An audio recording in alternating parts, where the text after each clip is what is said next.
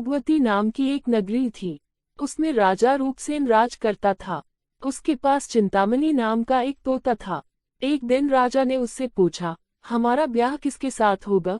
तोते ने कहा, मगध देश के राजा की बेटी चंद्रावती के साथ होगा। राजा ने ज्योतिषी को बुलाकर पूछा तो उसने भी यही कहा। उधर मगध देश की राजकन्या के पास एक मैना थी। उसका नाम था मदन मंजरी। एक दिन राजकन्या ने उससे पूछा कि मेरा विवाह किसके साथ होगा, तो उसने कह दिया कि भोगवती नगर के राजा रूपसेन के साथ। इसके बाद दोनों को विवाह हो गया। रानी के साथ उसकी मैना भी आ गई। राजा रानी ने तोता मैना का ब्याह करके उन्हें एक पिंजरे में रख दिया। एक दिन की बात की तोता मैना में बहस हो गई। मैना ने कहा, आदमी बड़ा पापी, दगाबाज और अधर्मी होता है। तोते ने कहा, स्त्री झूठी, लालची और हत्यारी होती है। दोनों का झगड़ा बढ़ गया तो राजा ने कहा, क्या बात है, तुम आपस में लड़ते क्यों हो? मैना ने कहा, महाराज, मर्द बड़े बुरे होते हैं। इसके बाद मैना ने एक कहानी सुनाई। इलापुर नगर में महाधन नाम का एक सेठ रहता था। विवाह के बहुत दिनों के बाद उसके घर एक लड़का पैदा हुआ।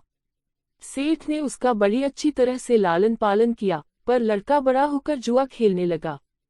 इस बीच सेठ मर गया। लड़के ने अपना सारा धन जुए में खो दिया। जब पास में कुछ न बचा तो वह नगर छोड़कर चंद्रपुरी नामक नगरी में जा पहुंचा।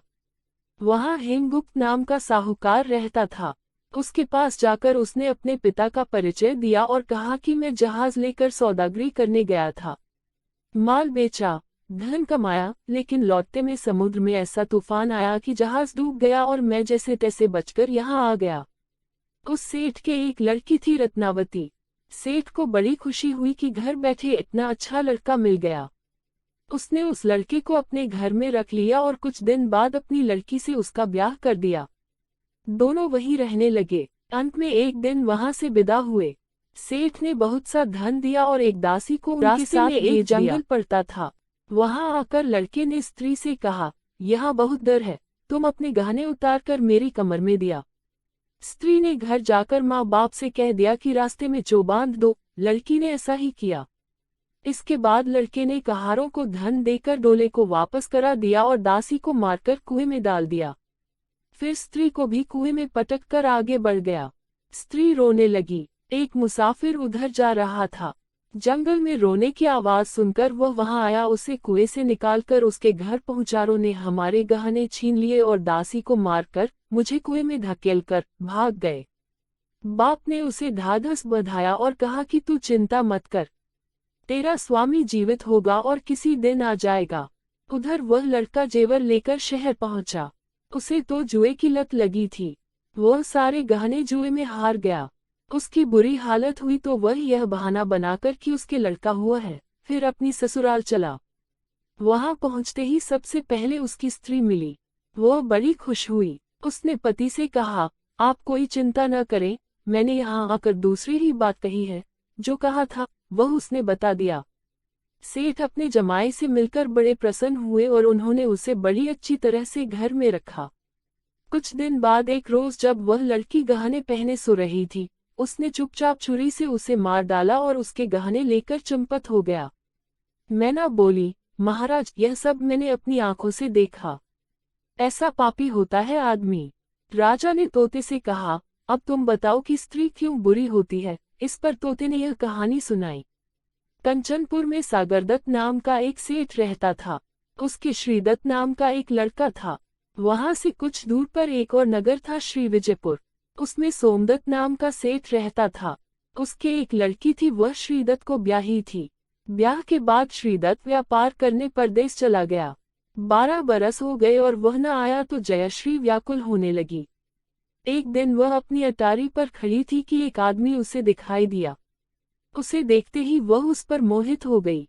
उसने उसे अपनी सखी के घर बुलवा लिया।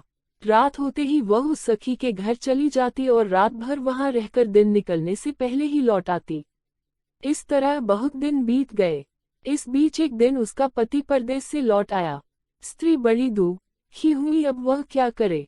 पति हारा थका था। जल्दी ही उसकी आंख लग गई और स्त्री उठकर अपने दोस्त के पास चल दी। रास्ते में एक चोर खड़ा था। वह देखने लगा कि स्त्री कहाँ जाती है। धीरे धीरे वह सहेली के मकान पर पहुंची। चोर भी पीछे पीछे गया। संयोग से उस आदमी को सांप ने काट लिया था और वह मरा पड़ा था। स्त्री ने समझा सो रहा है। वहीं आंगन में पीपल का एक पेड़ था जिस पर एक पिशाच बैठा यह लीला देख रहा था। उसने उस आदमी के शरीर में प्रवेश करके उस स्त्री की नाक काट ली और फिर उस आदमी की देह से निकलकर पेड़ पर जा बैठा। स्त्री रोती हुई अपनी सहेली के पास गई। सहेली ने कहा कि तुम अपने पति के पास जाओ और वहां बैठकर रोने लगो। कोई पूछे तो कह देना कि पति ने नाक काट ली है। उसने ऐसा ही किया। उसका रोना सुनकर लोग इकट्ठे हो गए। आदमी जाग उठा। उसे सारा हाल मालूम हुआ तो वह बड़ा दुखी हुआ। लड़की के बाप ने कोतवाल को खबर दे दी। कोतवाल उन सबको राजा के पास ले गया। लड़की की हालत देखकर राजा को बड़ा गुस्सा आया। उसने कहा, इस आदमी को सूली पर लटका दो। वह चोर वहां खड़ा था। जब उसने देखा कि एक बेकसूर आदमी को सूली पर लटकाया जा रहा है तो उसने राजा के सामने जाकर सब हाल सच सच बता दिया। बोला, अगर मेरी बात का विश्वास न हो तो जाकर देख लीजिए, उस आदमी के मुंह में स्त्री की नाक है। राजा ने दिखवाया तो बात सच निकली। इतना कहकर तोता बोला, हे राजा, स्त्रियां ऐसी होती हैं। राजा ने उस स्त्री का सिर मुड़वाकर गधे पर चढ़ाकर नगर में घुमवाया और शहर से बाहर छुड़वा दिया। यह कहानी सुनाकर बेताल बोला, राजा बताओ कि दोनों में ज्यादा पापी कौन है। राजा ने कहा, स्त्री। बेताल ने पूछा, कैसे? बेताल ने पूछा, कैसे? राजा ने कहा, मर्द कैसा ही दुष्ट हो, उसे धर्म का थोड़ा बहुत विचार रहता ही है, स्त्री को नहीं रहता, इसलिए वह अधिक पापिन है। राजा के इतना कहते ही बेताल फिर पेड़ पर जा लटका। राजा लौटकर गया और उसे पकड़ कर लाया। रास्ते में बेताल ने 5वीं कहानी सुनाई।